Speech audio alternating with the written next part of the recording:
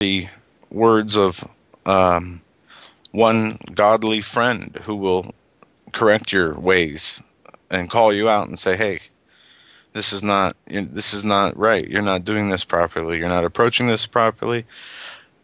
This needs to change." And too often we see people will give praise to somebody they look up to or hold in high esteem. And nobody should hold another person in any high esteem other than they hold themselves and everybody else on this earth. We're all men and women, and we're all made of the flesh. And everything needs to be tested through Yes. the Spirit of the Lord, through Yes. prayer. And that's one thing we can never reiterate too much, along with, being and accepting the Holy Spirit and the Lord as your Lord and Savior and repenting. We can never reiterate too much. And for the people who have jobs tomorrow, or maybe you're listening to this on your job or in that particular area of Afghanistan, apply this to what you're doing. Oh, yeah. Just apply it. And it's... No matter what job, Yeah. no matter what your duty or your labor is here on this earth, you have to apply it. Otherwise, we're not doing our jobs properly. Exactly. And I look at the news headlines, and I just want to kind of go over this and think that, or just mention this in the context, against the backdrop of what you just went through, because I think this is so important. Because with the news that remember the initial me talking about the spaghetti or the pasta in the strainer and the water, and of course we're after the pasta, which is the real news. Well, when you look at that real news, you also have to look at it through the prism of the biblical worldview and how we should react and consider the larger picture where things are going. When we see things right now when most of us live in essentially constitution-free zones in America or whatever country you might be listening to this in, for example, today's headlines, no more Fourth Amendment. DHS can seize belongings without reason. From Wired Magazine, Constitution Free Zone upheld. Do you live in a place where you're no longer free? That might be an older article, but still it applies today. The FEMA camp bill is back. Once again, older article, but relevant to what we're talking about today. When I say older, I'm talking within the last month or so.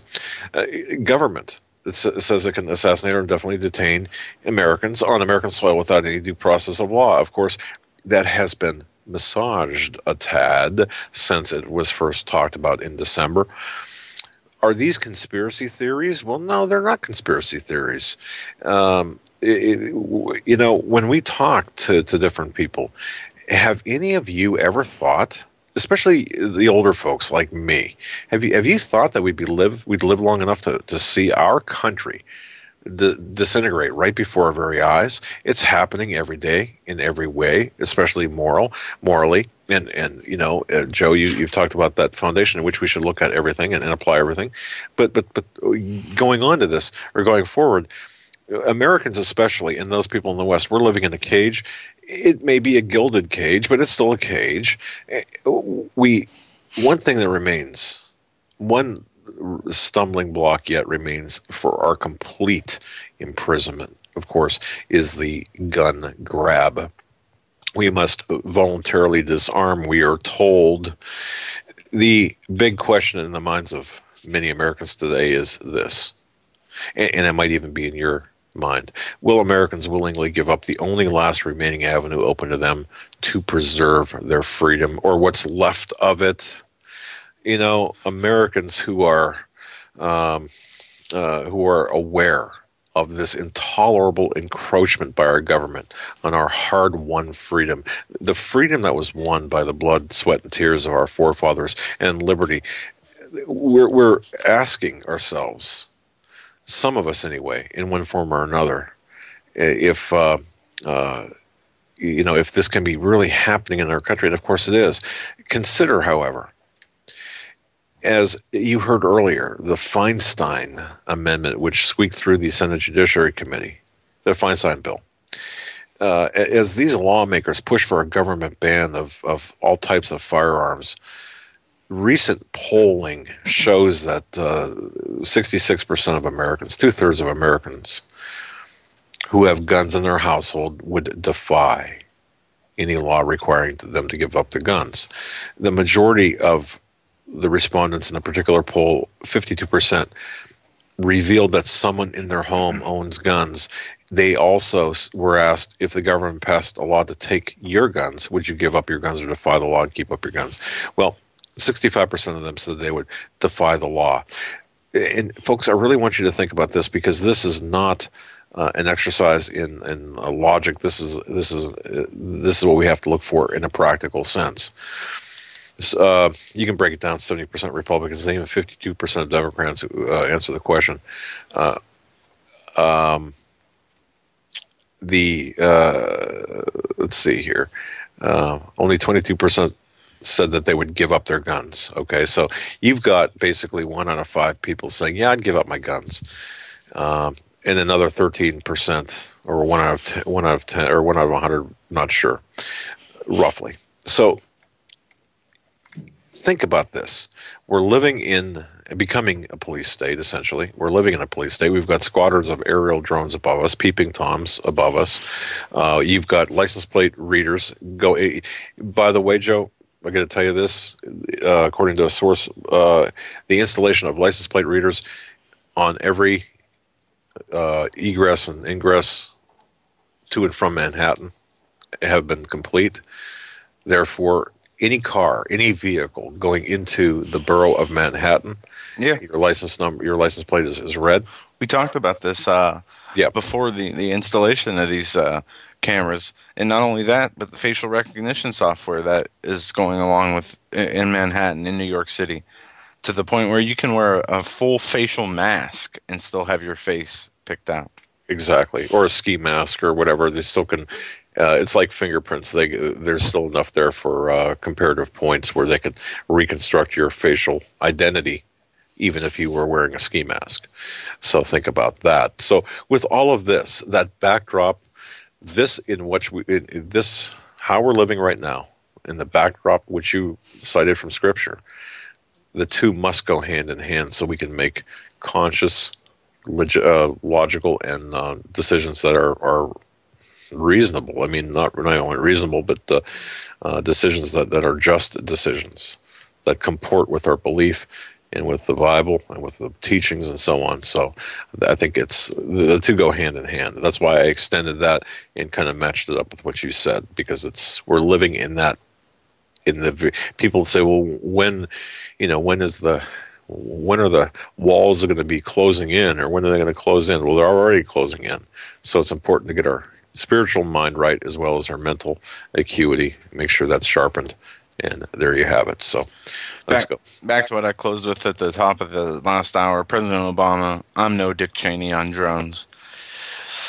This is what an article from Politico writes. Part of what two senators in a room recounted of Obama's response when near the outset of his closed-door session with the Senate Democrat Conference on Tuesday. Senator Jay Rockefeller confronted the president over the administration's refusal for 2 years to show Congressional Intelligence Committee, Justice Department office, the legal counsel memos justifying the use of lethal force against American terror suspects abroad. Obama recently allowed members of those panels to see the memos, but only after senators in both parties threatened to hold up the confirmation of John Brennan as the CIA director. But Brennan was confirmed last week, and lawmakers are not the only ones in the intelligence panels that are still being denied access to the memos, and several are steamed over being frozen out. In response to Rockefeller's critique, Obama said he is not involved in drafting such memos. The senator told Politico he has tried to assure his former colleagues that his administration is more open to an oversight than George Bush's, who many Democratic senators attacked for secrecy and expanding executive power in the national security realm. This is not Dick Cheney we're talking about here, he said. according to Democratic senators who asked not to be named in discussing this private meeting. Two Obama administration officials who asked not to be named confirmed Rockefeller raised the drone oversight issue with the president at the session. The White House had no comment on Obama's alleged reference to the former vice president. Nice. Well, bottom line on this. Bottom line on this, the president is just trying to distance himself from, or saying, I'm no Dick Cheney, I'm not, this is not the Bush administration, when really it's not. It is the Bush administration on steroids when it comes to transparency. It is the Bush administration on steroids when it comes to increasing executive power without congressional oversight. It is a far worse president when it comes to drone strikes and the number of civilians and or militants killed overseas. He is the Bush administration on steroids with wars undeclared. Look at his body of work. He has overthrown nations around Israel that were relative peace and security was once there. There was not worry.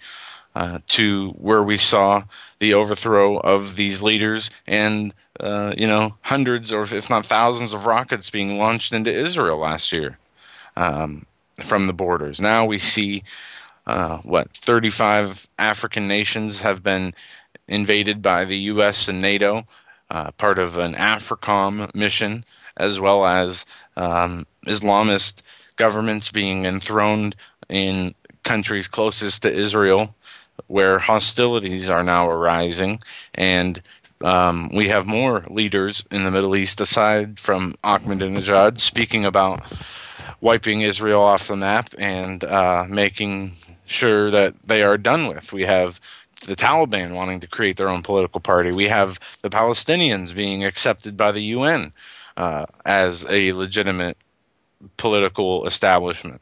Right. The changes under the Obama administration in 4 short years are much more draconian, or I shouldn't say much more draconian. They are just as bad. And have increased much more under Obama than Bush. Bush got the ball rolling with the Patriot Act, and Cheney with the torture, and Obama has done nothing more than cut out the torture and exchanged it for murder. Well, you know something, Joe, and if I can kind of extend this a little bit, now if I can extend my time here a bit, because Obama has, at this point, and this did not start, as you just mentioned, this did not start with Obama, but it started with long before Obama. It was actually accelerated under George W. Bush, of course, in the shadows of the WTC attacks, but it certainly was. They set the stage for Obama, and it's a willing facilitation of this hostile takeover of the United States. And if I could just get into a couple of things, let me lay this case out to you. You be the jury, ladies and gentlemen.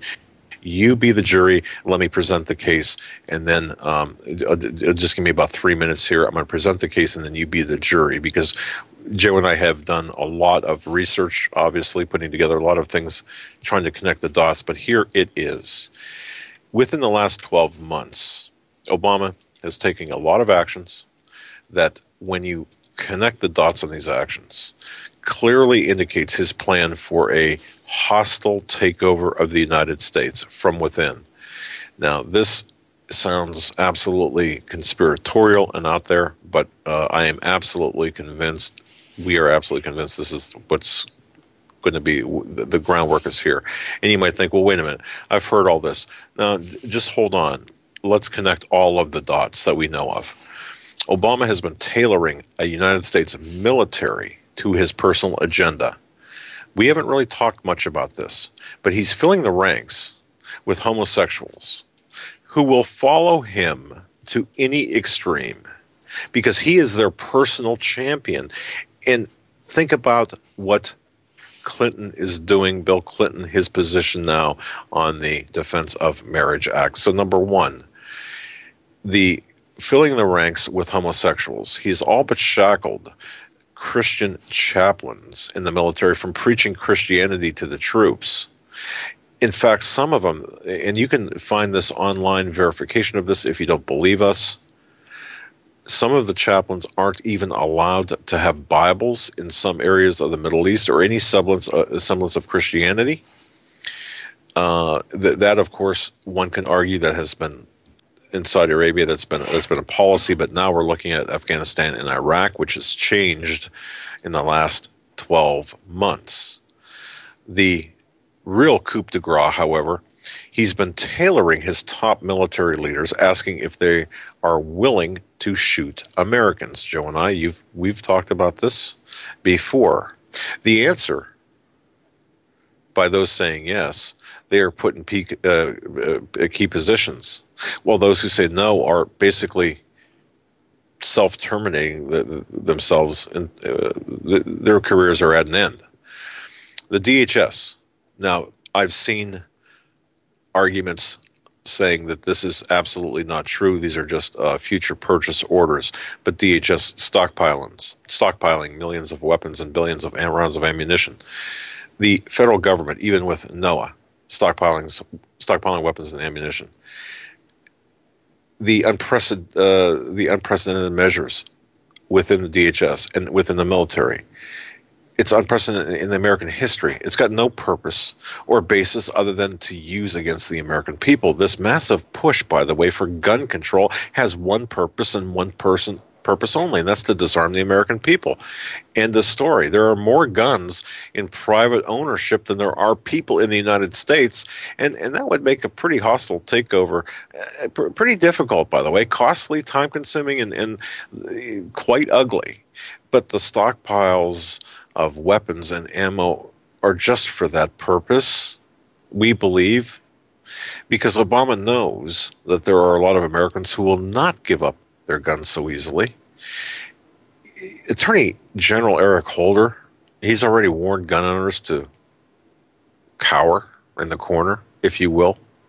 One of the problems, by the way, with guns in the hand of people that the government doesn't want or doesn't know where. One of the problems with gun owners and the guns in the hands of the American people is the government doesn't know where they are. So what are they doing? They're backing this complete gun registration and background checks. They need to do this. And people will say, oh, it's foolish to think background checks will lead to gun confiscation. But historically, it always does. You cannot. Janet Reno quoted that. Exactly. I mean, and among many others. And you know, the even more, and people don't really get this, I don't think they get this to the extent which they should. Obamacare, under this Affordable Health Care Act, doctors and medical staffers are gathering information on their patients as to whether or not they own a weapon. So the next time you go to your physician, and if you haven't experienced this yet, you will. But the questions are being asked. Do you own a weapon? I would urge you to think long and hard before you answer that question. And under the National Defense Authorization Act, of course, they've got the illegal right to indefinitely detain anyone. Understand that. They don't have to produce any evidence. They don't have to obtain a warrant. They don't have to give you a right to counsel. They don't have to give you due process. Obama, Holder, all they have to do is say that you are a threat. And that could very well be the last anyone sees of you for a long time. Was this just by Obama? Of course not. This was under Bush as well.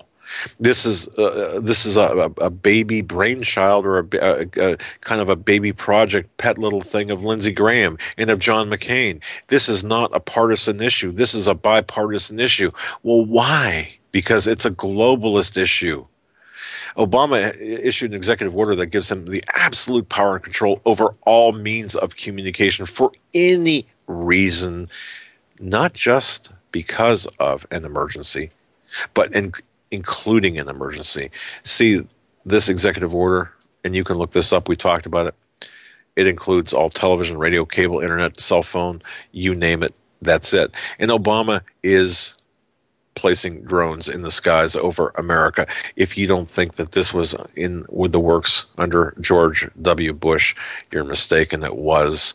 There are going to be, or have been, or are over 30,000 drones in American skies. You see, if Obama feared a threat, for example, from another nation, do you think that there would be slashing of our military spending, cutting of our nuclear arsenal down to one-third of what it was? No. Well, perhaps, but at least not so overtly. So everything that Obama is doing and putting together is pointing inside the U.S., the threat inside, not from outside. And combine that with the Southern Poverty Law Center, despite what you think of them, me, not so highly, but nonetheless, they came across with what? A listing of these patriotic terror groups that MSNBC, the official spokespeople for Obama, this regime, was so gladly to adhere to and talk about. Chris Matthews. Well, don't forget the targets. Those are targets for this internal action by this particular president. Now, think back. Just think back for a second about Bill Ayers. Bill Ayers and Obama have an interesting relationship. Ayers was a wanted domestic terrorist back in the 60s and 70s. Larry Grathwell, we've had on our program, of course, talked about this. Ayers was a co-founder of the Weather Underground. Now, in an interesting kind of play on words, NOAA is the new Weather Underground, perhaps with this, with the storage and stockpiling of weapons as well. The National Federal Weather Agency. But there's a few more things that perhaps we haven't discussed, or perhaps you haven't been up to speed on. Did you know that during the height of the war in Iraq, the U.S. Army fired less than 6 million rounds in any given month of ammunition? Think about that for a second. During the height of the war in Iraq, the U.S. Army fired less than 6 million rounds during any given time in the month. So that means 22 years worth of ammunition at the very least. Some say 25, some say 29, some say 19. It doesn't matter. Everything is turning inward. What is the justification for the purchase of this ammunition? And don't tell me that this is just for pricing purposes. Why is Senator Dianne Feinstein so concerned about private citizens stockpiling ammunition, weapons, and high-capacity mags when the federal government is doing so? Except, what, 1,000 times that? You know, the MRAP vehicles, and oh, yes, oh, of course. No, that's really not true. You will read on some forums. The 2,715 MRAP vehicles, that's a conspiracy theory. They're not really being rolled out. Oh, do the research. Yes, they are. They are meant to be deployed on the streets of America. The number of vehicles which they are purchasing, just released 2717, or 2,717 vehicles, have been retrofitted by the manufacturer. The retrofitting includes certain things that will make them compatible for driving on U.S. streets. It's pretty frightening when you take a look at all of the dots. We believe Barack Hussein Obama is preparing for the bloodiest war in American history that will take place on American soil. That's what we believe. What will be the catalyst? Well, we go back to the monetary issues. We go back to the collapse of the American dollar. We go back to the racial strife. And if you look back, folks, I would urge everyone to look back at the information provided to me, well, to Joe and I from our DHS source last year, and compare it to what we're seeing right now. Does it balance? Is it the same? Is it correct? I mean, does it look like things are playing out the way it was being anticipated? Yeah. There are some Uh, things that haven't happened yet, but yeah. yeah, and today saw this article. Bill Gates, one of the wealthiest men in America, says some days he wishes Obama could have more power and we could be like England. So Obama could have slightly more power. Um, Gates was asked for his assessment of Obama's job performance during an interview at Politico's Playbook cocktail meet or cocktail events. He says, "Some days I wish we had a system like the UK where, the party in power could do a lot. You know, you'd you'd see how it went, and then fine, you could unelect them," Gates said.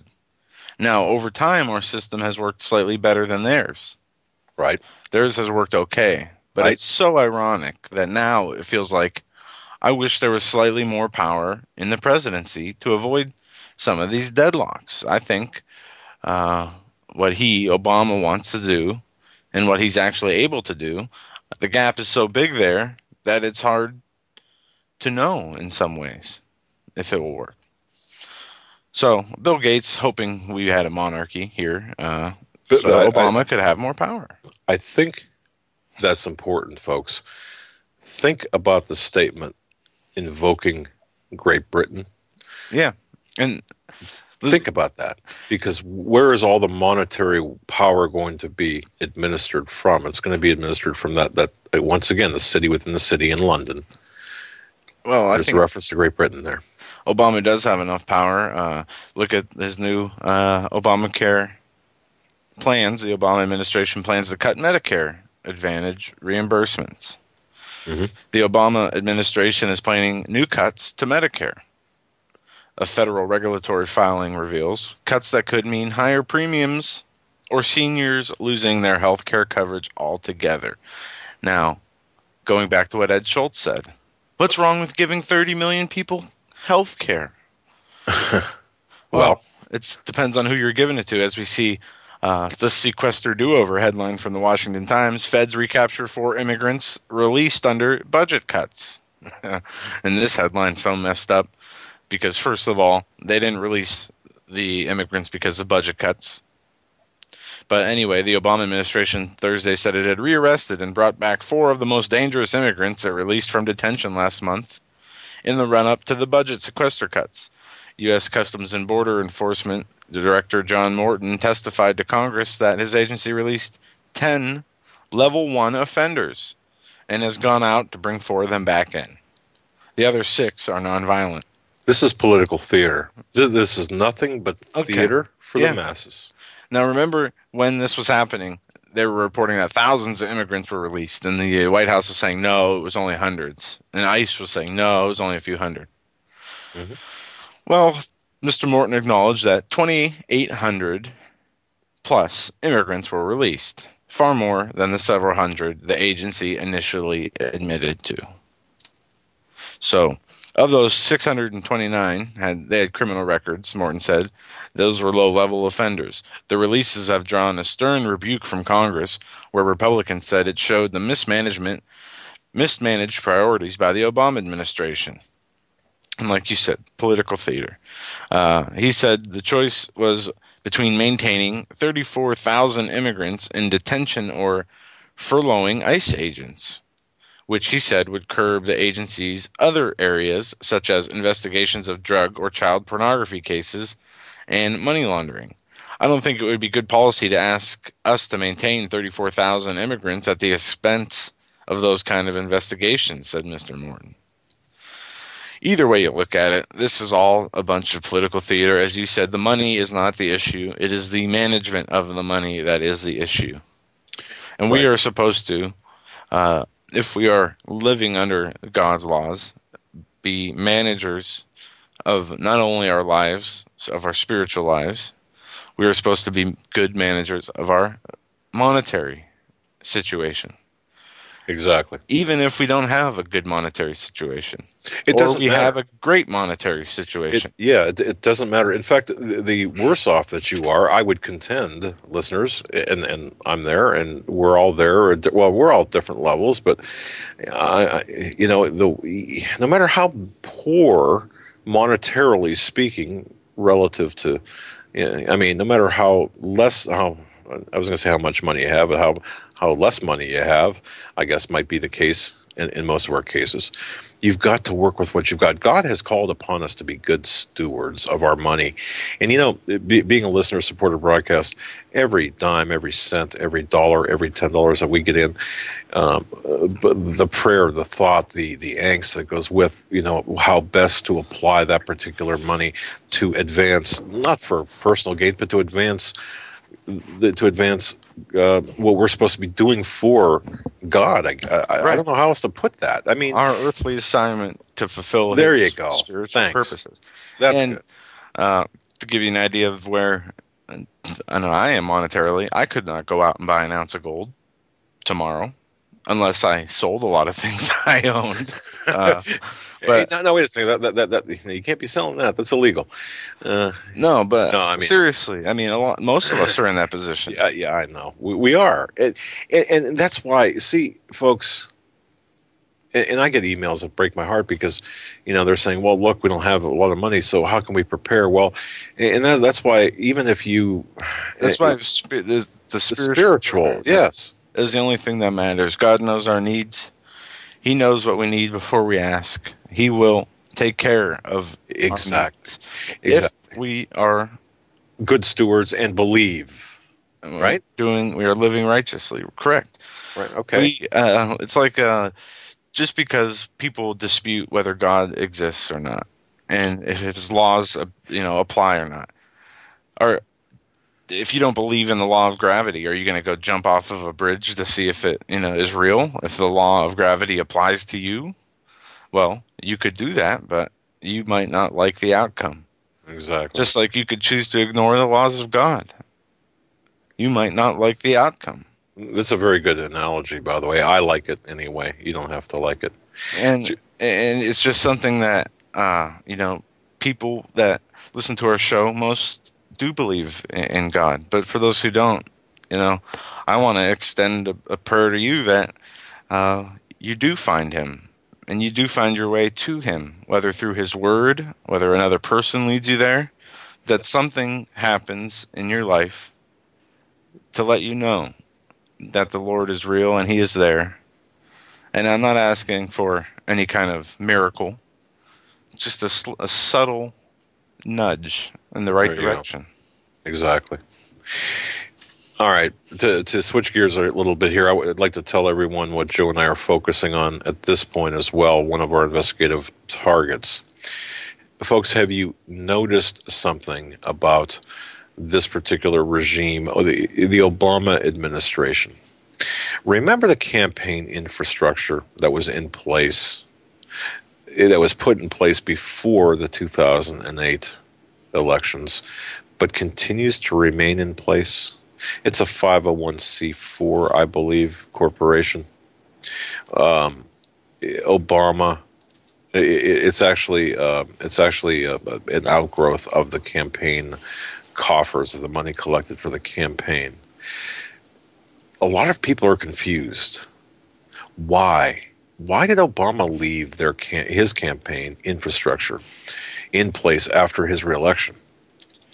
Well, we had talked about this before, but only alluded to this.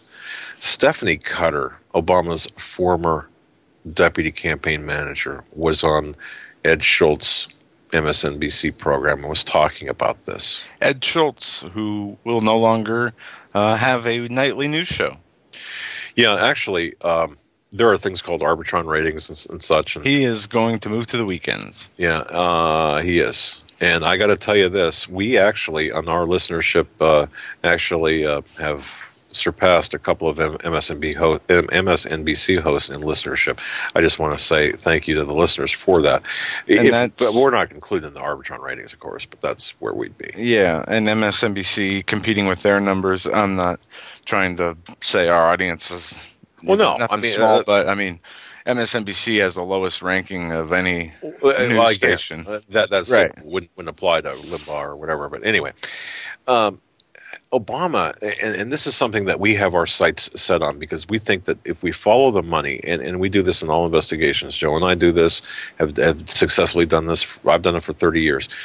When you follow the money, all of a sudden answers become evident. But when Stephanie Cutter appeared on Schultz's program, she said that Obama's network across the country, encompassing grassroots individuals, they're organizing, they're volunteering their time to get the people who had gotten the president reelected now are volunteering their time to go against things like the NRA, and also to implement agendas such as the homosexual, the redefining of what normal is. Basically, I just won't go through the list of things.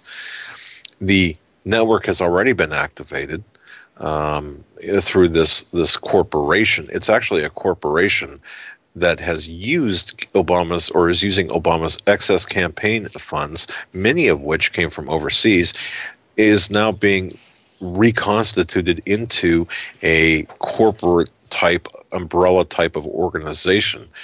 And we talked about this before, but this should frighten people because previous presidents, I mean, I'm talking from Bush backward, they essentially leveraged their campaign into power, and then they got down to doing what they needed to do.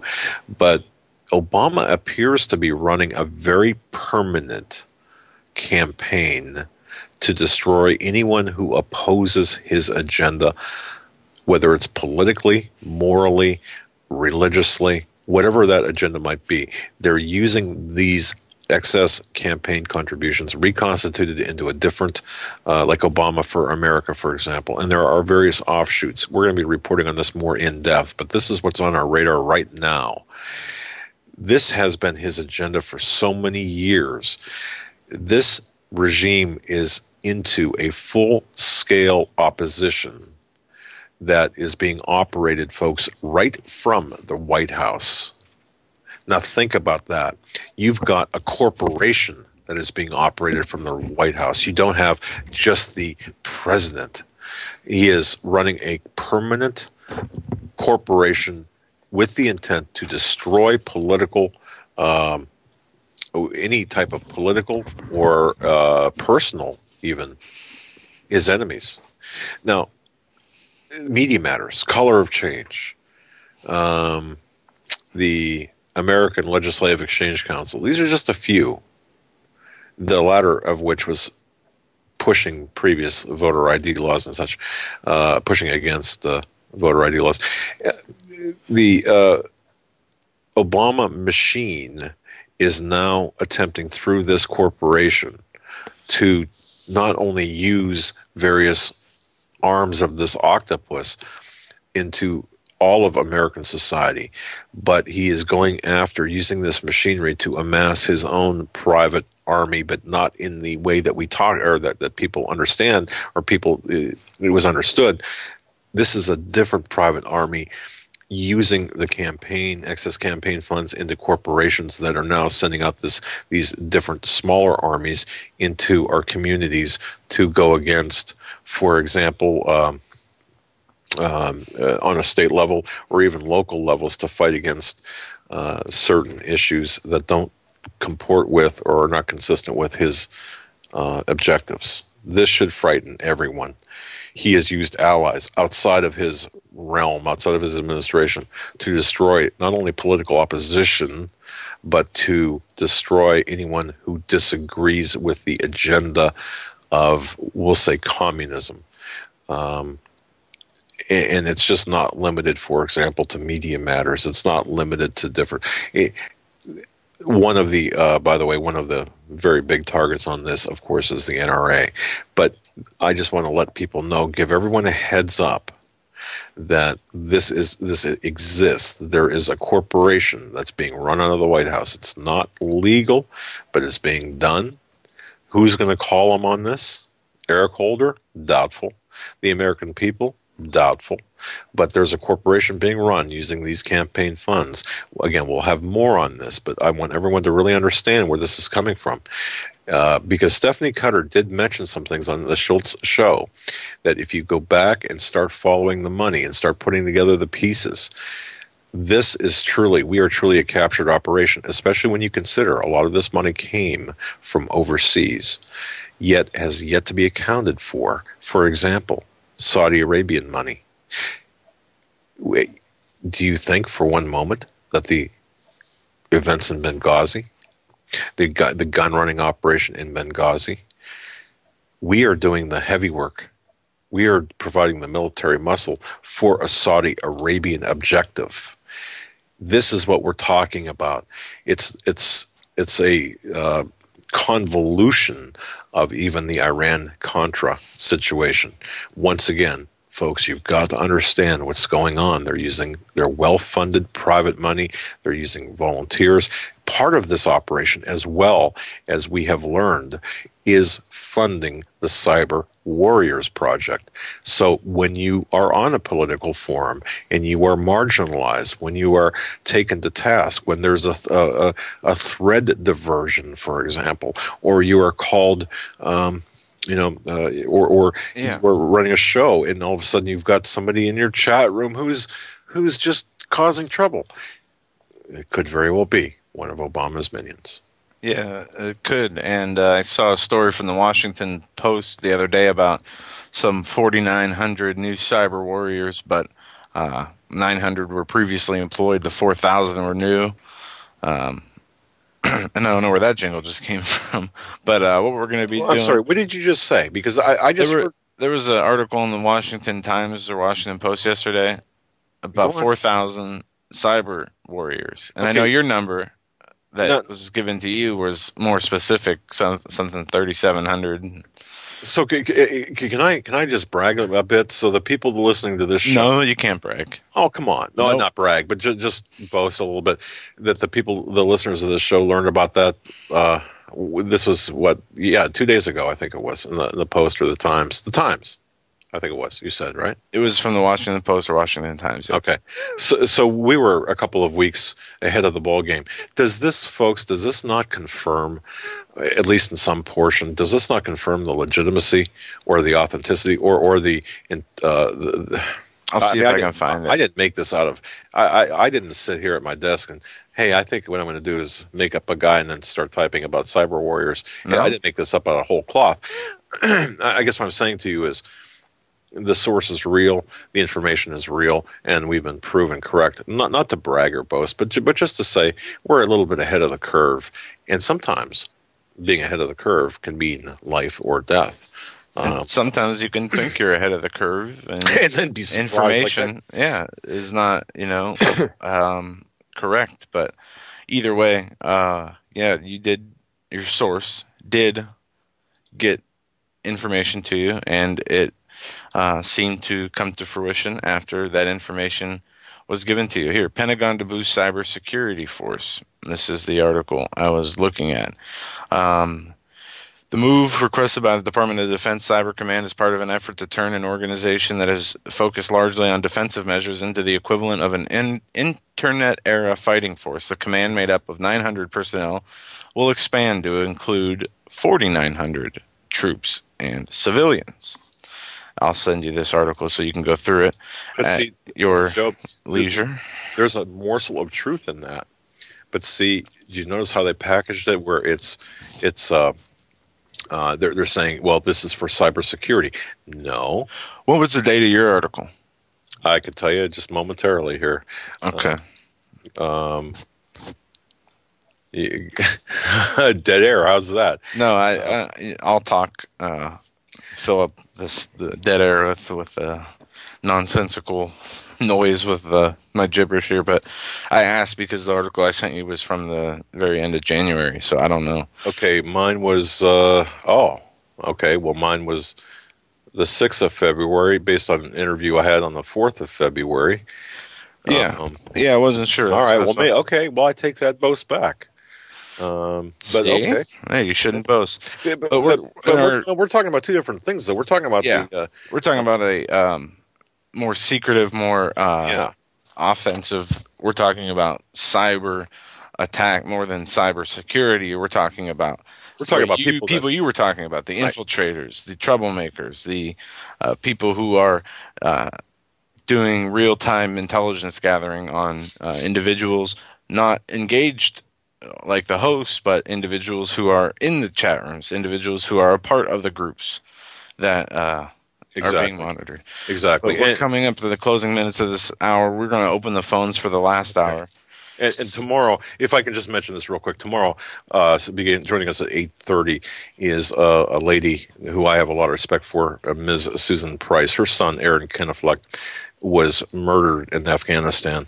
He was a CIA operational asset. He was working for the CIA, and she's going to talk about what he was doing, and also she's going to tell the story about Aaron. She's a gracious, very humble, very, but yet very outspoken woman. Yeah, and listeners who have been listening for months, we talked about this Miss Susan Price and her son and this situation that they have been going through a while ago. And we went over, I remember it was maybe even as far back as last summer. We were going Yeah, over his information, reading um, his personal logs, his going through personal his logs. computer. Yeah, and And it let me tell you it'll something. be We were very interesting surprised. tomorrow. Yes, But, yes. but the only thing I want to say on that is she is such a humble lady, um, who has dedicated probably, as long as I've known her, 8 to 10 hours a day, in addition to what she's going to do during the day, to get justice for her son. Dakota Meyer, who won the Congressional Medal of Honor, was actually won that because of the fighting that they were involved in. But the real nugget here, folks, the real nugget is she's got real time information about what's going on in the military, what's going on and why we're there and what we're doing there, and she's got sources that are so plugged in. So you just want to, and her research. I'll tell you what, I've got, I don't know, 2 feet worth of paper. I don't even measure it in pages anymore, just by feet or pounds of her research. The things from the and you want to talk about Illuminati? You think the Illuminati is just is a conspiracy nonsense? No. You think it's just something of the past? You think Satanism and homosexual agenda and Masonic is not even part of the military? Think again. Tomorrow night, unbelievable. He's just gonna be with us from 8:30 to the close, and she's got some interesting things to say. And I'm sorry, Joe. Go ahead. Finish. 661-244-9839 is the number. That is 661-244-9839 is the number. Call in. We'll be taking your calls throughout the third hour as we are up against the break for our second hour, as you are listening to the Hagmann and Hagmann Report this Thursday, March 14th, 2013. As time is flying by, we are almost halfway through March, gonna be in April before we know it. We'll be right back, folks, after this short break. Stay with us.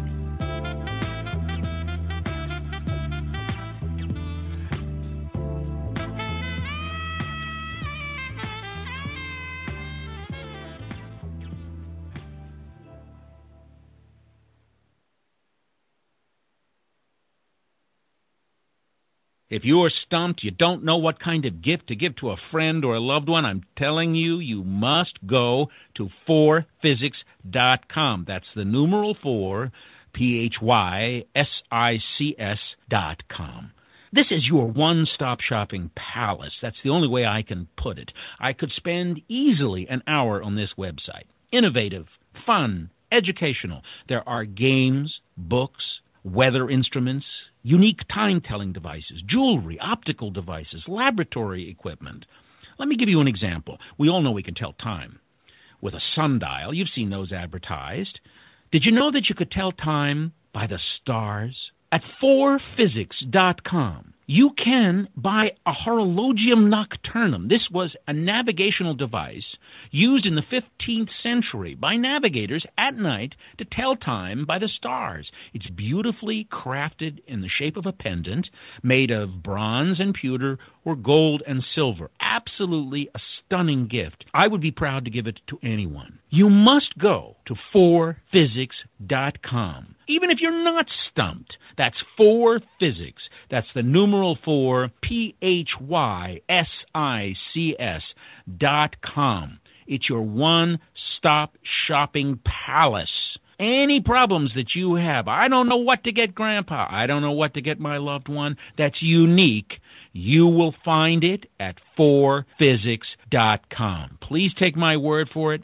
Go to the website, but give yourself a lot of time because you're not going to want to leave. 4physics.com. Survival of the fittest. In any and all situations, survival is your number one priority. That requires being tough and thinking smart. And the folks at Freeze Dry Guy are going to help you do just that. They have the long-range patrol ration entrees, what they call the Brick Pack. When you're in survival mode, it is absolutely the best item for your survival pack or bug-out bag. You can go farther, faster, and carry more food with the LRP cold weather ration entrees. Not only do these long-lasting, durable entrees help sustain you or your family through the harshest environment or situation, they are by far the most delicious of their kind. No contest. With a variety of tasty entrees, you can't beat the LRP Brick Packs. Let Freeze Dry Guy help you in your survival situations. Go to freezedryguy.com. That's freezedryguy.com or call 866-404-3663. That's 866-404-FOOD. You better wake up fast and listen to this, America. The Obama campaign has launched attack squads disguised as truth teams dedicated to intimidating and silencing all political dissent carried over the internet that criticizes the Marxist Obama. Truth squads specifically focused on covering up Obama's endless trail of lies, corruption, and subversion, and using the Gestapo power of our own government to police and censor the internet and shut down websites that dare to carry the real truth about Obama's Marxist coup. Remember the names of these Gestapo-style agencies at work right there in your neighborhood. KeepingHisWord.com, KeepingGOPHonest.com, and AttackWatch.com. KGB, SS, and Gestapo-style police-state gangster organizations at work to silence the important voices of patriot dissent, some of which have already been shut down by Obama's orders. Adolf Hitler would have been proud. We're the 21st century Tea Party patriots.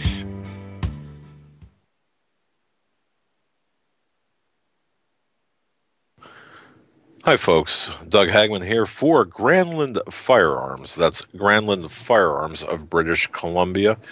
Our great friends, Carl and Lori Granland. What a great place to shop for firearms, for any kind of survival hunting equipment. They've got a great gun stock list. If you're in the mood, well, I guess that's a Freudian slip, perhaps. If you're in the market for a weapon, whether it be a rifle, a hunting rifle, a shotgun, check out their gun stock list, but call to verify for their availability. But their prices are exceptional. They're very, very competitive in terms of their prices. Visit GranlandFirearms.com. Very easy for you. Go to HomelandSecurityUS.com, our home base. Click on Granland Firearms and mosey on up to Granland Firearms. Take a look at their website and sign their guest book while you're there. You can just say hello to Lori and Carl Granland, great people. Tell them Doug and Joe Hagmann sent you. That's GranlandFirearms.com.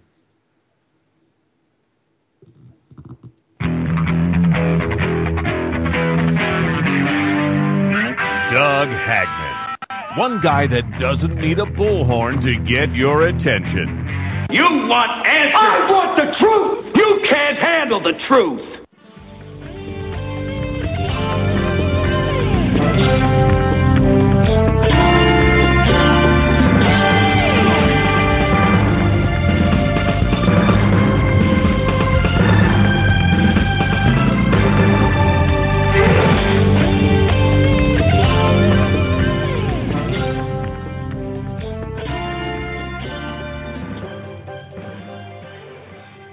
Welcome back, folks, to a third and final hour of the Hagmann and Hagmann Report. It is the 14th day of March 2013. I'm Doug Hagmann. With me is Joe Hagmann. Together, we are the Hagmann and Hagmann Report, seeking truth wherever it may be, however elusive it is. I just want to mention one other thing. Good, dear friends of ours, Freeze Dry Guy, freeze-dried foods. In fact, you can visit Freeze Dry Guy website off of our website at HomelandSecurityUS.com. They're having a great special for Hagmann and Hagmann listeners this month as well. They do this every month. If you mention you're a listener to the Hagmann and Hagmann Report, definitely send them an email. But they've got a fantastic sale this month. Just visit their website. You can find out what it is. I forgot to mention that during the break. As we get into this hour, we'll be taking your calls, 661-244-9839. I just want to thank Joe for being in studio, for being reporting for duty, as bloodied as he is after a week of just a tremendously tough week, but he's a trooper. Just one thing before we get to the calls. I happened across this article today when I was going through some documents. This is a year old. In fact, almost a year old to the day. And the headline caught my eye. And folks, this is even more applicable for what we're talking about. Central banks. Why should you care about central banks? Well, central banks now operating as one global monopoly. That's the headline, with a question mark, of course. But why should you care about central banks? Because we're all subjugated to central banks at this point. And I'm just going to paraphrase some highlights, and then we'll go to the phones and talk to you folks. Central banks' joint efforts sustain global system. Never before have the world's central banks sent so much money sloshing through the global financial system, from slashing interest rates. Think about the ZIRP, zero interest rate policy here, to buying government debt. By the way, are we not buying what? We're buying debt. I was looking for some notes I took earlier today. The debt we're buying is our own debt. Remember how they said we'd never monetize debt? Oh my goodness, are we monetizing? That's all we're doing is monetizing our debt. If you happen to see Max Kaiser go just absolutely off the wall on Alex Jones the other day. I'm not sure when it was recorded. Alex couldn't rein him in, but it was amazing. He's pushing something called the Bitcoin, which, God, ladies and gentlemen, I agree with Max Kaiser pretty much a lot, but this Bitcoin thing, man, I'll tell you, I don't know. But bond bubble burst, but the derivative issue. You're looking at quadrillions. The derivative, if the derivatives burst, and they will, you're looking at more money than the world even knows. Derivatives are nothing more than bets. It's kind of like what a derivative is. Let me just kind of give you an idea what it is. You go in and you play a game of poker. Well, let's see. I don't care, whatever game you play. You play a game and you lose. Double or nothing, double or nothing, double or nothing. That's what derivatives are. It's just double or nothing process. That's all you really have to know. And it's what you're betting is nothing. It's just out of thin air, made out of thin air. But anyway, central banks from 2012, from March of last year, over the past, and at this time, and this is important, over the past 3.5 years, the central banks of the U.S., Britain, Japan, and 17 countries that use the euro have pumped out so much money that their balance sheets have reached a combined $8.6 trillion. Folks, that number has gone double in the last year. Double. Okay. The dominant social theme is that more is better, but each bank does its own thing. That's under the central bank umbrella. It's important to understand this. The free market analysis, it's a much denied fact that what might be called a new world order is continually being developed at the highest reaches of power. But what is less well known is the amount of coordination already developed between the facilities that provide the engine for the global governance. Central banks are separate banking facilities. They're responsible for various elements of their country's economies. Think Federal Reserve here in the United States. There are their own country's Federal Reserves everywhere. Some are operated anyway, at arm's length from the government, but all of them are likely in one way or another to be controlled by the power elite, and the elite, they're made up of these banking families with corporate and religious ties. And I say religious ties, in this case, I mean the Vatican Bank. The Vatican Bank. The Vatican Bank. I repeated that unintentionally. I'm not stuck like a old-time record. The Vatican Bank. That's going to come into play. You're going to be hearing about this. That's owned by the Rothschilds and military interests. So the elite are made up of banking families with corporate, religious, and military interests. They have continually pushed forward their homogenizing agenda. The general public is not supposed to be aware of this. You guys aren't supposed to know this, but of course we are, and we are trying to make this known. The Western media, the MSNBC, Bloomberg News, Associated Press, hey, they're not supposed to report it either. They're not supposed to explain it. But the fact is they exist. And this article gives a lot of figures and questions whether this will, in fact, continue in the same fashion, increase, decrease, and it also mentions bond purchases and quantitative easing.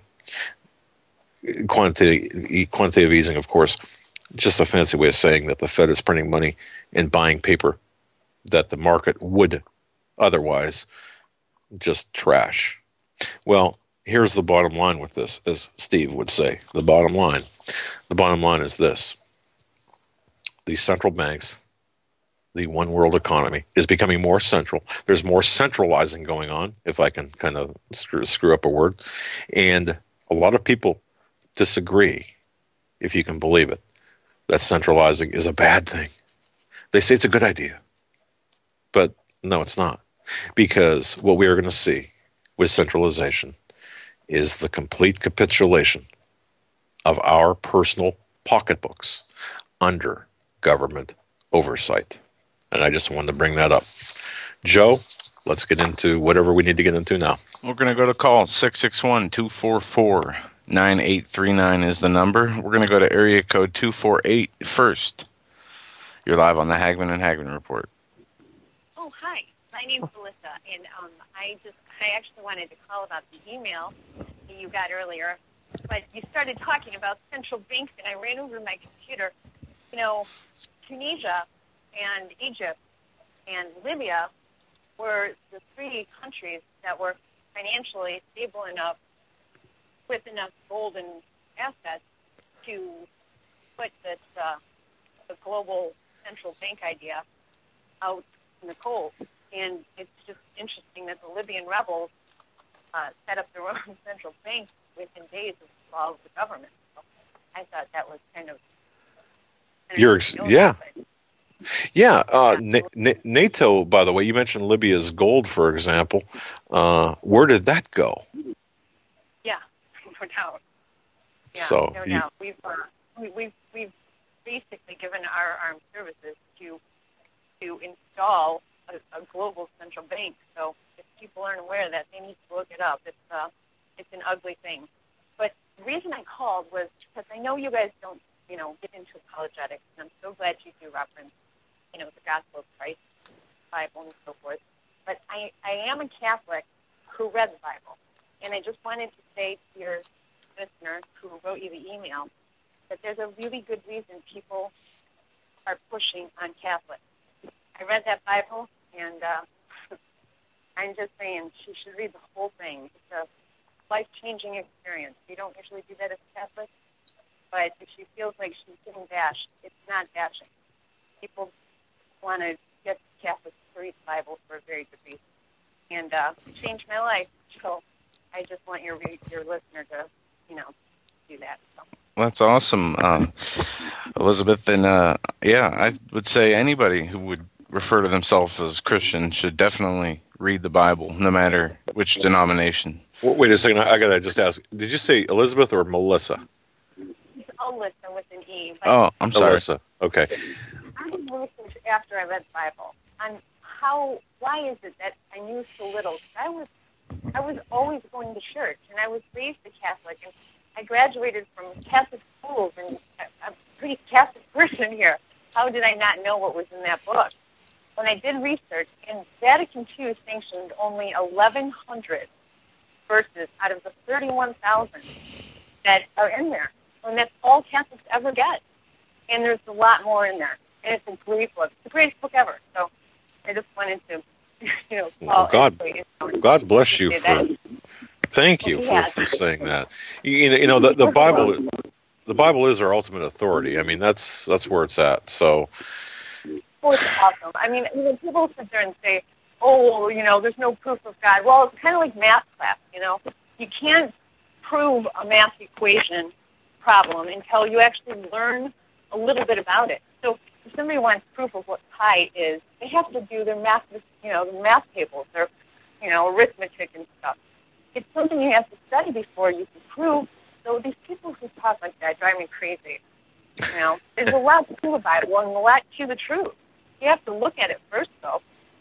You're exactly correct. Exactly. Yeah. Well, thanks, guys. I love you guys. You guys are doing a great job, so I'm always going to be tuning in. Thanks, and have a good night. Alyssa, God bless you. Thank you. Thanks for the call. Bye. Her audio was a little bit low for the people listening, but hopefully it comes through louder on the archives. She just said that, as a Catholic, she read the Bible and it changed her life. And no matter what you are, if you haven't read the Bible and you do read the Bible, it should change your life. And if you're like me, the more I read the Bible, the more it does change my life. Even if I read the same book 10 times, I will get 10 new things out of it. Something new every time I read it. It's very mysterious and intriguing the way that happens and the way the Lord works through his own word, his living word. Moving on the calls here, area code 912. We're coming to you next. You're live on the Hagmann and Hagmann Report.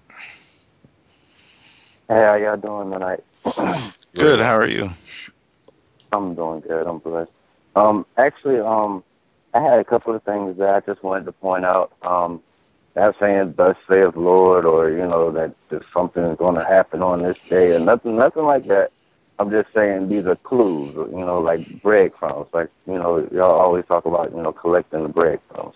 And the guy yesterday that was talking about numerology, he was hitting on a lot of things that I had started picking up. But one of the things is the 1,260 days that it talks about in Daniel, which is time and half a time. It talks about those that are blessed or that wait until that particular time. Now, when Obama got the Nobel Peace Prize, 1,260 days from there would be March 21st. Now, really? Now, what's funny about that is now you got the Georgia Guidestones, the ones that talk about only 500 million people being on the earth and all this other stuff. Its ceremony was open on 1980, which would make it 33 years. And it was open, the ceremony was on March 22nd. It would go with that 322. Now, it would be 33 years on March 22nd since the Guidestones were open, or they had their ceremony opening to the Guidestones, which I thought was pretty interesting. Yeah, I saw that date too. Yeah, 1980, March 22nd or March 23rd. I think you said the 22nd was the opening ceremony. Yeah, and it's written in the stone right there. If you guys can go look it up, the picture on Google and find it. And go ahead, caller. Go ahead. I didn't. Oh, and one more thing. When I saw I was watching Fox when they said that the Pope, when the white smoke came out of the chimney, it was 7:06, and 7 plus 6 is 13. And then it was on the 13th that this happened. And, 13 being that number of rebellion, it seems like, it's just something to look at. If we're looking at numerology and we know what they look for and what they like to proclaim, because Satan will throw it in your face, but he won't throw it in the face that everyone can understand. So only the ones of the occult or the quote-unquote hidden knowledge will see what's actually being said at the moment that this happened. And I thought it was just, kind of a coincidence that the news broadcast that I was watching was Fox. It said that it was 7:06 over there when the white smoke was coming out of the chimney, which would have made it 13. So that being 13 again is pretty wild. And also I came on a couple of weeks, well, not even weeks ago, a couple of days ago, and I was trying to tell you the name of that guy that was talking about the satanic rituals that were happened at not happened at the cottage, but that they built on top of a Indian satanic ritualistic altar that the cottage was built on. That the banksters, those 6 banksters, went to Jekyll Island to come up with this plan to make the Federal Reserve. Right. His name is Tim Bence, Timbence. He's on Rob Scuba's show. I don't know if y'all know who that is, but it's actually his featured show on Blog Talk, and he actually tells the whole story, his whole how it all went about and how he found out that it was a satanic plot that they were actually on top of. So this was actually satanically charged, this idea of the Fed Reserve. So it's really satanic at nature, all the way to its creation to where it was at, because of, housing energy and knowing about negative spirits and, all the other stuff that LA and all the other people that come on the show talk about. Right, exactly, and I think people sometimes, their eyes roll back in their heads when we talk about numerology, because that gets into kind of an area which people say, well, come on, are you serious? But I was surprised, as anyone, I would say, and I consider myself a pretty rational guy. And not one to fall for, some really wild stuff. But I was really, and it took me a long time to get the fact that the occultists, that numbers mean so much to these people. I never got that. To me, 13 is just a number. I mean, it's a number. Yeah. But to me, but to them, it's as an entire, numbers mean things. And if we understand, as you point out too, that these occultists, that the people in power put a lot of thought into numerology and occult numerology, it gives us a way to understand their thinking. Do we need to understand it totally? No, but I think we need to know it's there, and it will help us understand the larger agenda. So I want to thank you for pointing that out. That's pretty interesting. 1,260 days. I heard Obama this. getting the Nobel Peace Prize. Yeah. Yep. And that's right between the 20th and the 22nd. Which is kind of weird too, because how they play on certain numbers and everything. It's just a lot of stuff that's happening in March that just it just really seems a little odd to me. It doesn't wrestle with my spirit too well. Wow. Well, and don't forget, caller, the new year for these occultists, these really bad Satanist people. I mean, their new year begins on April 1st, for whatever that's worth to anyone. Again, you've got people have to understand it doesn't matter what's important to us, what's important to them, and then we can begin to understand how things, what their machinations are. So, wow, interesting. And one more thing, I know I got to get ready to go, but one more thing. Also, a lot of people are saying that that Tom didn't actually, get the prediction right. It was in 2013. If we would go off the Hebrew calendar, it actually still is 2012. Correct. So technically, depending on what calendar you go off of, the prediction was actually almost accurate, because then Easter, whenever the new moon is this month, I don't know exactly when, but if Easter falls before the new moon, then all of the stuff that they talked about actually happened in 2012 and not 2013. Right. In the Hebrew year 5773. You're exactly right. So that's, and thanks for pointing that out. God bless you, my friend. Thanks for the call. God bless you too. Yeah, very What a interesting great call. stuff. Yeah, every time he calls in, it's a wonderful call. Yeah, I saw a short YouTube video on the dates of the Obama Peace Prize, and don't forget the spiral that appeared over Norway during the Yeah, when that happened. That I think is something we need to keep in the back of our mind, just so we know it's there and we have it there. Because what right. significance is that? Well, we might not know at this time, but it Yeah, might be clear to us later. right. Especially with all these dates coming up, correlating with all these occultic numbers. So, And one more thing too, before just like for example, that and you can find this on stevequail.com,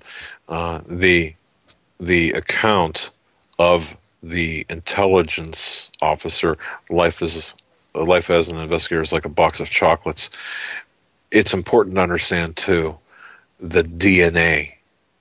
See, because if we are to, and I know there are a lot of people out there who are saying, well, what are you talking about? Well, look, if we are to understand as Christians that the deception will be so great, so affirmed, we'll say, by evidence, and that evidence will be perhaps DNA. In other words, we'll say that some savior will come in and say, well, I'm showing you that I'm for real, or people will say he's for real because, look, he's got the DNA of Jesus Christ.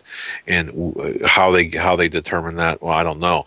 But see, the deception will be so great that even some of the very elect will be deceived.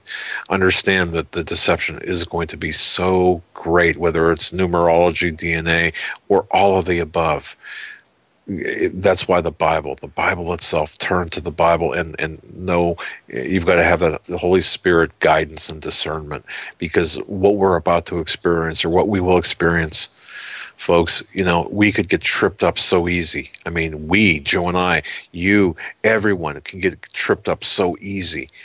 That's why our faith in God, and our prayer, our daily, hourly prayers must be solid, and our belief must be rock solid. Our foundations, you strike at the foundations of anything, there goes the building, there goes whatever was built. Make sure your foundations are solid. yeah, absolutely. Foundations have to be solid. Foundations built on sand can crumble. Those built on the rock will not. Moving on to the callers here. Area code 715. We're coming to you next. You're live on the Hagmann and Hagmann Report. Hey, Doug and Joe. I was wondering if you could clear something up for me with regards to the lightning strikes on the Vatican. Does anybody has there been pictures out there that the lightning struck in the same exact place? Do we know that? Well, I know the pictures. I saw the pictures from the first strike that was reported, and I saw reports of the second strike, and I don't know if anybody in the chat has seen pictures of the second lightning strike. I don't know if that was caught on tape or not, or on film. I'm glad you asked that, because AccuWeather actually came out with a statement, and it struck the dome twice. Now, there is, according to AccuWeather, and apparently the Italian version of AccuWeather, I don't know, I'm not even going to try to pronounce their version of AccuWeather. It's 4 words. It's associated with the another Italian thing I'm not even going to try to pronounce. People thought on Facebook initially that the photo was faked. So this Italian version of AccuWeather went out, because I was curious too. I mean, are you serious? Well, you understand that Rome is on a hill, or above the area, so it's going to be prone to lightning strikes. And of course, the Basilica, St. Peter's Basilica, has it's the highest point there. Well, they've got a lightning rod, if you will, attached to the top. So, according to the Italian equivalent of AccuWeather, yes. Did it strike twice? Yes. But they also said this: the Empire State Building in New York City is hit by lightning 100 times a year. We've seen it and videotaped it. You know, we were in New York City when it did, yeah. So, but does that mean? I mean, but still, even if it's, but still, what are the odds? But yes. So to answer your question, I can say that I feel very comfortable based on all the research we've done with accredited organizations that yes, it struck twice in the same spot. Okay. Well, I consider that to be a sign because I thought lightning never struck in the same place twice. Well, it's absent of lightning rods and intervention in that fashion, perhaps not. But don't forget, this is on a, like I said, on a rise, and they have lightning rods. So if lightning is going to strike in the same vicinity, it's going to be attracted by the lightning rods. Okay, very good. All right. But thanks for answering my question. No problem. Thank you. Thanks. But you know what, Joe? It doesn't make it any less. Because Jesus, as Marianne had told me, and thank you, Marianne, for saying this, she said, whenever Jesus wanted to make a point, he always said it twice, said something twice. If you look in the scripture, in the red lettering Bible, we'll say, or the red letters, often, I shouldn't say always, often said it twice. I didn't even hear what you were saying. I'm sorry. Yeah, are you all right? Yeah, I'm fine. I was following something else. Okay, no, it just Marianne had said when Jesus wanted to make a point, often he would say that twice. Verily, verily, I say unto you. For example, you use a word twice. I see what you mean. So, okay, interesting. So could this be? Could this be a coincidence? Well, if you really want to be purely secular and one of these people that yeah, sure, it could be a coincidence. A lot of things everything could be a coincidence. Really? Are you going to put your soul and your everlasting life on the fact that this is merely a coincidence? You want to do that? Go for it. Me? Nah. I believe it was a sign, but that's just me. Moving on the calls here, we're going to go to area code 303. You're up next. You're live on the Hagmann and Hagmann Report. Help, O Lord, for the godly are fast disappearing. The faithful have vanished from the earth. Neighbors lie to each other, speaking with flattering lips and insincere hearts. May the Lord bring their flattery to an end and silence their proud tongues. They say, we will lie to our heart's content. Our lips are our own. Who can stop us? The Lord replies, I have seen violence done to the helpless, and I have heard the groans of the poor. Now I will rise up to rescue them, as they have longed for me to do. The Lord's promises are pure, like silver refined in the furnace, purified 7 times over. Therefore, Lord, we know you will protect the oppressed, preserving them forever from this lying generation. Even though the wicked strut about, and evil is praised throughout the land. Very good. Share that with everybody, considering the times that we're living in.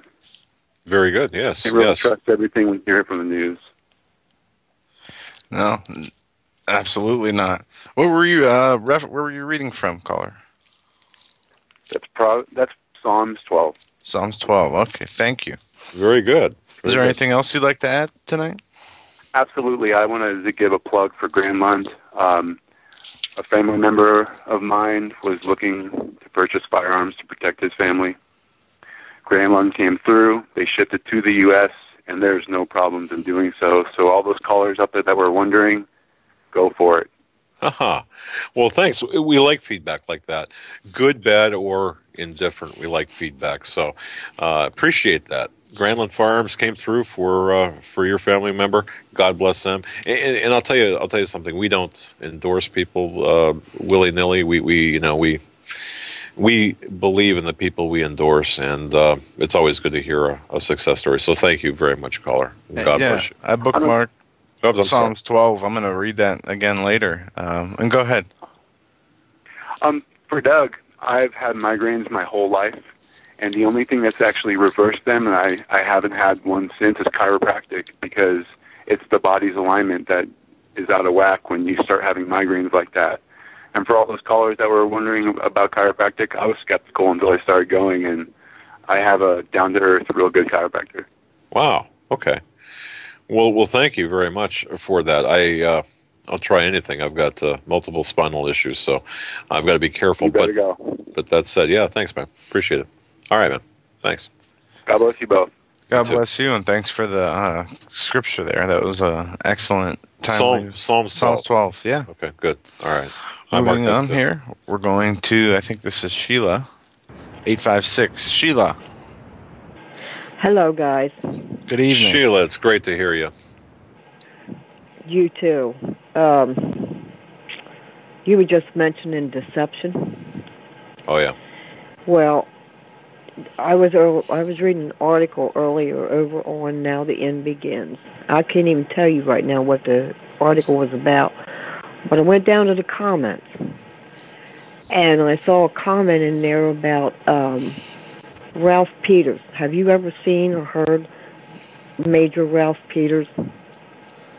He's on Fox News quite a bit. They talk to him about different things that's going on within the military. I see him and hear him a lot, and I have a lot of respect for him, or I did. But this guy said something that got my attention, so I went over to Ralph Peters' warrior class, and then you scroll down to, "Are you an enemy of the state?" So I went down and I read that, and there was different things there about him. And I started reading this, and I could not believe what I was reading. It literally scared me to death. I had to read that 3 different times to grasp what was coming out of his mouth. Now, from what I read, that particular article was smuggled out of the Pentagon. He works in the Pentagon. He's major retired, but he still works in the Pentagon.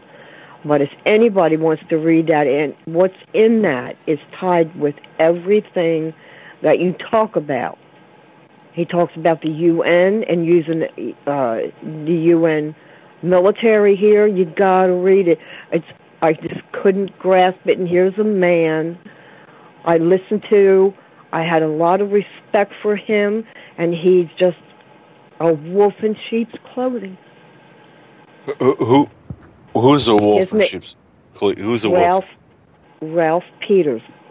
He's a major in the Army. Okay. And he's working in the Pentagon. Are we talking? Wait a second, just to be sure. Are we talking about the guy that writes Owen Perry? He's a guy that's a military guy that has written books, or he's written a lot of books, but they're in his name. It's Ralph Peters. Okay. Major Ralph Peters, Warriors class, and we are the Warriors. Okay, and you're saying he's not to be trusted? Is that what you're saying? No, from what I read, if you need to fear him. That's what I'm saying. All right. I mean, it's outright scathing. It's terrible. Unbelievable. And Sheila, maybe I missed something here. You base this on what, particularly his position or his statements regarding what? It was statements that he had written about the militia, Christians, anybody that's against the New World Order and our federal government and the UN. That's what it was based on. And what he wants to do. What he wants our military to do. What he wants the UN troops to do. Which is what, if you can just kind of give us a hint? Kill us. Kill us. Okay. Pretty much it. That's what he wants. I just can't believe it's coming from one of our people. It was just unbelievable. I mean, I've read a lot of stuff. I know that, I believe everything, but to have this coming from a military man and all right. to listen to him, you know what I mean? I just can't, it's hard for me to grasp it. But that particular article was supposedly smuggled out of the Pentagon. There's a lot of writings in there about him, but I didn't read them. Okay. I just read that, and I was just totally taken back by it. All right, and you found this on which website, so we can clarify this? Ralph Peters. Right. Warriors class, and you scroll down to "Are you the enemy of the state?" Okay. All right. We'll do that. You sure this wasn't? I mean, you sure this was him writing, and then this is his views, and it's not taken out of context, or? I mean, because no, I'm thinking it's him. Of course, of course you see, know. here we are with the deception. You know, you don't know whether you get the truth anymore or what, but from what I've read, everything that's on that is everything you talk about. Oh, everything okay. we're hearing. That's what upset me. Okay, I'm seeing here now. I just searched this. Ralph Peters, subject, "Are you an enemy of the state? What Christians should know." Just by looking at this, let's see, from Pentagon Intelligence Deputy Chief of Staff Major Ralph Peters, and he states this: the desire for patriotism, allegedly states this, the desire for patriotism, the sovereignty of our nation, our flag, our religious and other freedoms, and nationalism is considered an enemy doctrine. The U.S. Armed Forces must be prepared to fight against all those who oppose the New World Order and are holding out for nationalism. Wow. Okay. I read that right. As you keep reading, it gets uglier. It gets uglier. It's downright sickening. Document 3, the U.S. Attorney General, former Janet Reno, has sent and this is, by the way, folks, is dated 9/20/01. This memo says that has sent a U.S. Attorney General, formerly Janet Reno, has sent a confidential memo to U.S. attorneys that an investigation would take place against fundamentalists and right-wing Christians. It states that investigation and surveillance of right-wing political and fundamentalist religious organizations and individuals will take place in certain states. Dossiers on targeted individuals are to be compiled and retained in Washington, in the Justice Department. In the event of a widespread uprising, such as martial law, these individuals must be viewed as potential terrorists in all caps. And he says, "Friends, are you an enemy of the state?" Or it says, "Friends, are you an enemy of the state?" So, okay, is this... okay. We're going to look into this. Obviously, we know that we're considered enemies of the state. Christians, fundamentalists, okay, we know that. Yep. Wow, okay. Well, and here it is in black and white. There it is. I mean, it was just, I wanted to be sick when I read that.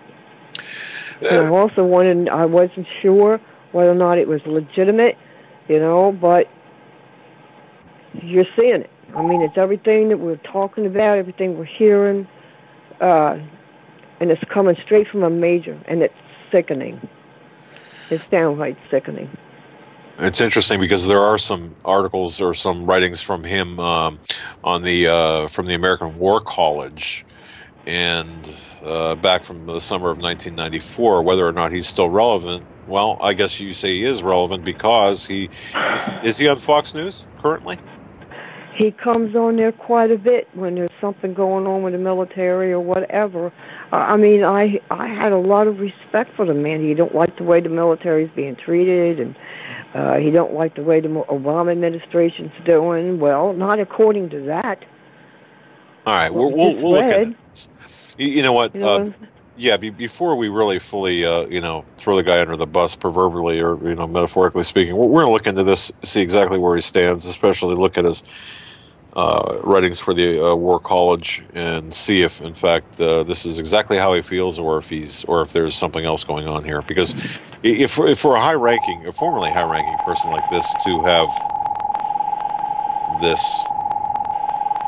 Yeah, this would be newsworthy indeed. So, although we know this, we know that they're, what, Sheila, we know that we're the enemy. We do.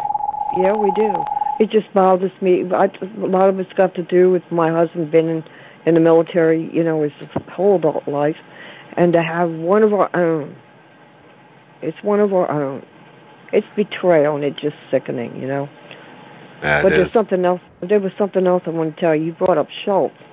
a couple of years ago, I was watching Shepard Smith, and he was doing a story on something, and this picture popped up, and it had absolutely nothing to do with what he was talking about, and it was Obama, Schultz, Jim Baker, Henry Kissinger, and they were all Secretaries of State, except there was one sitting there, but he was a younger guy, but I didn't know who he was. And Shepard Smith looked at the picture, and he says, well, what's this? He said, why we got all these Secretary of State sitting with Obama?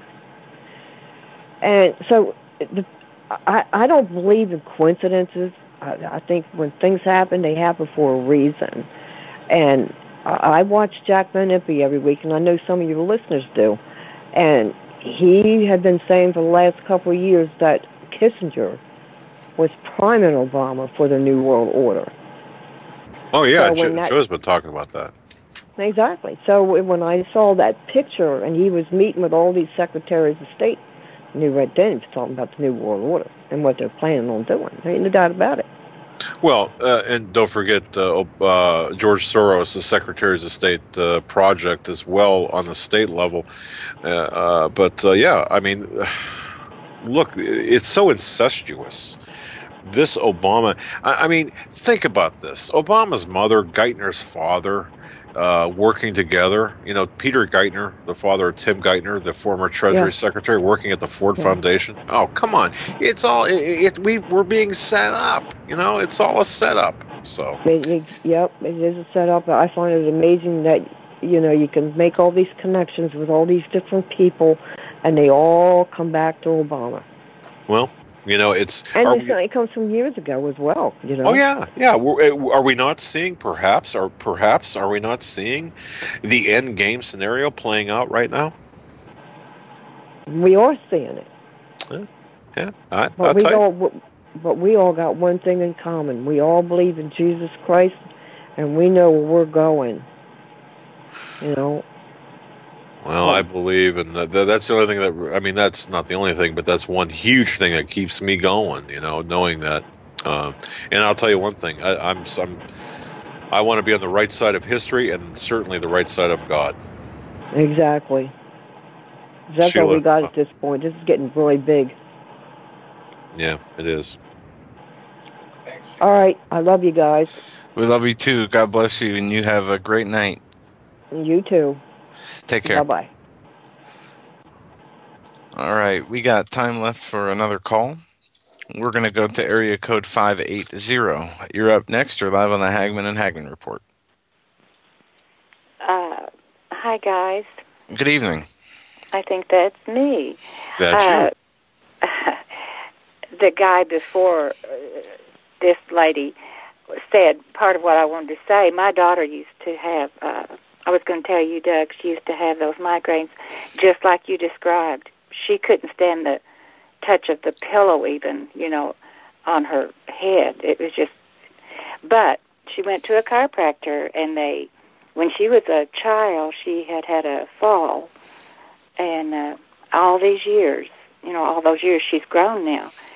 And she goes in there like every 4 months or so, and they do a neck alignment. And that she does not have migraines. And now everyone's different, and you can't promise that, but that might be something you do want to check into. Well, thank you. I will. Because I tell you what, I watched her have those, and she would just nearly go blind. She couldn't see. She was in so much pain. Oh, absolutely. I mean, it's unless you've had them, it's hard to describe. Yeah. So, well, I appreciate that. Well. Do one of you guys veto out the other? Is there a head Hagmann? Why might you ask that question? Is it allowed for me to sing a little song? I have no objections. Oh, go ahead. I can't. Probably sing better than my dad. It's just real short, and I'm not trying out for the Dove Awards or nothing like that, but the words are so good.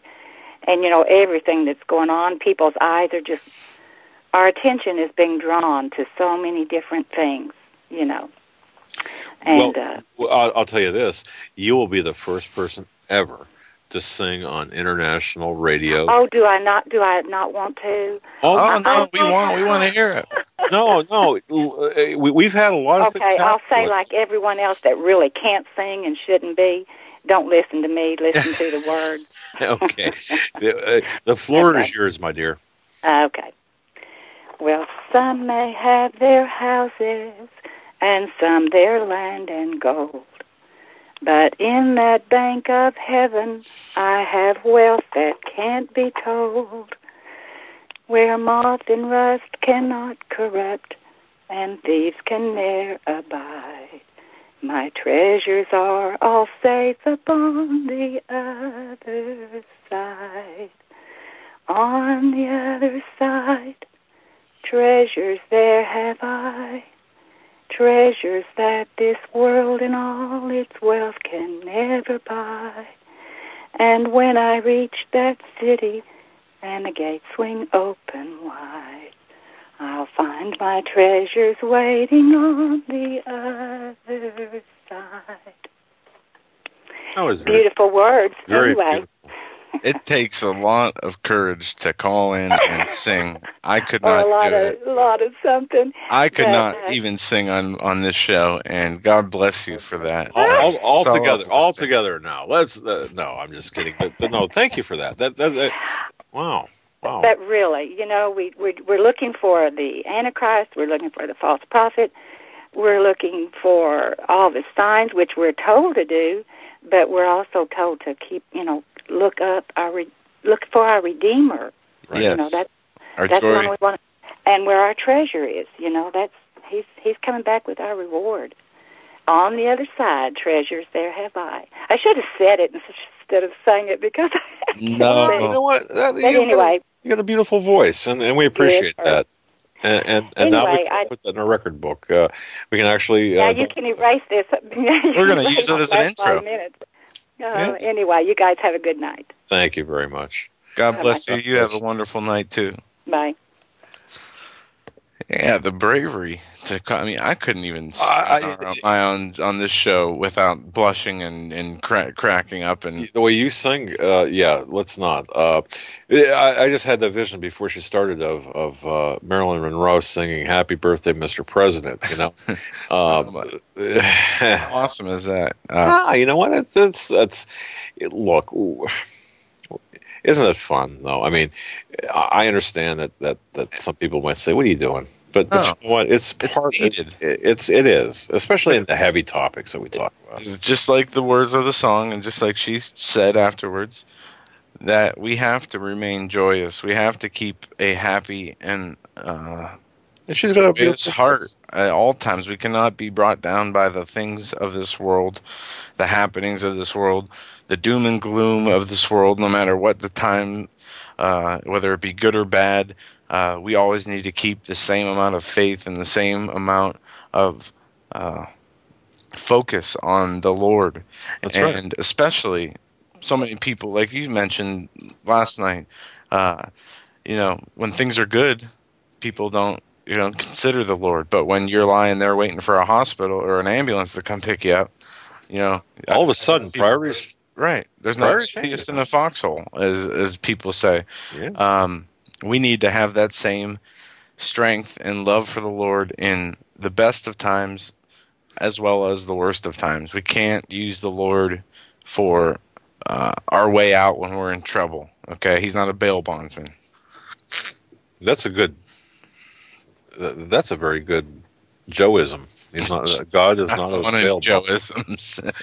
And before the close of the show, allow me to ask this among our listening audience, folks: have you bought that extra can of whatever this week? Have you bought that extra box of macaroni and cheese? If you can't, have you done whatever you need to do? Have you taken that extra step this week for your family? Maybe you'll do it tomorrow, after payday or whatever. Have you done that for yourself and for your family, for preparations? Have you been the responsible person? Have you done that?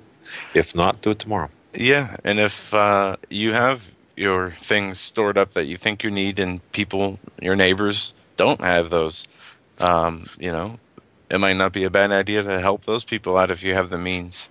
Especially if, yes, and I would urge people to do that. If they know someone infirmed or elderly or can't get out, take them something, and And for those make it a habit. have nobody to take care of them, or they are not able to store up anything, you not need to worry, because the Lord knows what you need and what you will need, and will take care of you. That's right. That's right. So, but my goodness, Joe, it's another show in the hopper. Can we squeeze in one more call, or I don't want to shortchange people. We got about 3 minutes, so all right, that's fine. I just want to say this in closing. We look at all of the news that's taking place. We look at everything that's going on.